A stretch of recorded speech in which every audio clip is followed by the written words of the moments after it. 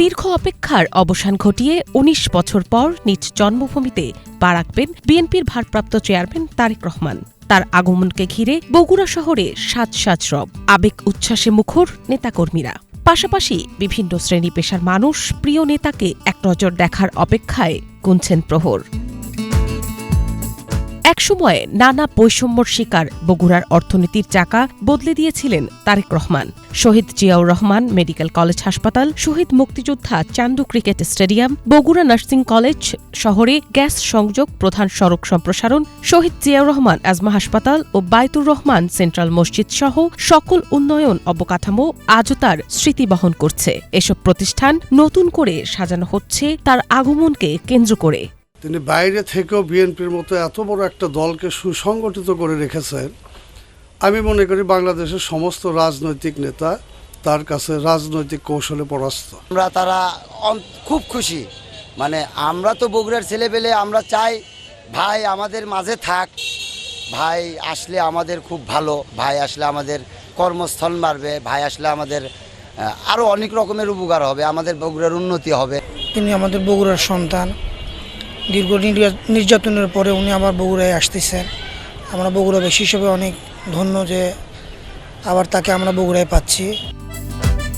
ঢাকার বাইরে প্রথম ২০০৪ সালে বগুড়া জেলা শহরে গ্যাস সংযোগ চালুর পর নতুন দিগন্ত খোলে বিনিয়োগের। গড়ে ওঠে অসংখ্য ফিলিং স্টেশন ও গ্যাস কনভার্সন ওয়ার্কশপ। বর্তমানে জেলায় চলাচল করছে ১০,০০০-এরও বেশি সিএনজি চালিত অটোরিকশা। এই খাতে কর্মসংস্থান হয়েছে হাজারো মানুষের।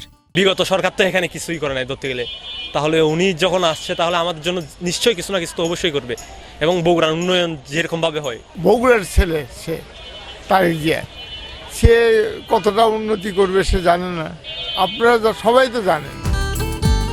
বগুড়ার নতুন প্রজন্মের অনেকের কাছে তারেক রহমান এক অনুপ্রেরণার নাম। জেলার সর্বস্তরের মানুষ প্রিয় নেতাকে এক নজর দেখার অপেক্ষায় থাকবেন পথে পথে, এমনটাই জানান বগুড়াবাসী। আমরা এখন একটা নির্বাচনী ট্রেনে আছি, সেখানে কিছু আচরণবিধি আছে, সে আচরণবিধি যাতে লঙ্ঘন না হয় সেদিকটা বিবেচনা আমাদের করতে হচ্ছে। এই দুটি দিক বিবেচনা করে আমরা আমাদের প্রিয় নেতা বিএনপির ভারপ্রাপ্ত চেয়ারম্যান দীর্ঘ ১৯ বছর পর বগুড়া আসবেন, আমরা তাকে বরণ করব, আমরা তাকে স্বাগত জানাবো।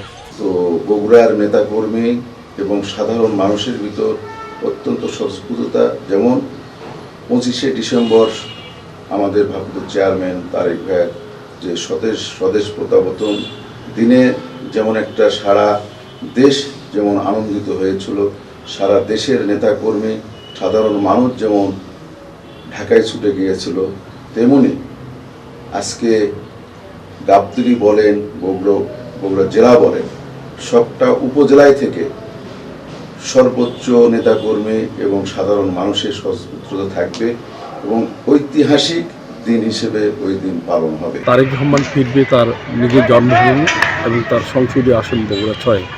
আমরা সম্পূর্ণ প্রস্তুত আছি।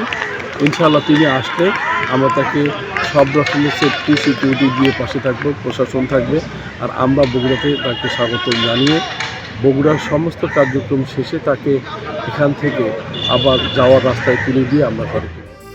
বগুড়ায় গণদোয়ার অনুষ্ঠানে অংশ নেবে জুলাইয়ের গণঅভ্যুত্থানের শহীদ ও আহত পরিবারের সদস্যরা। তারেক রহমানের আগমনে জেলার লোক সমাগমের নিরাপত্তা রক্ষার্থে সর্বোচ্চ ব্যবস্থা নেওয়া হয়েছে বলে জানান আইনশৃঙ্খলা রক্ষাকারী বাহিনী।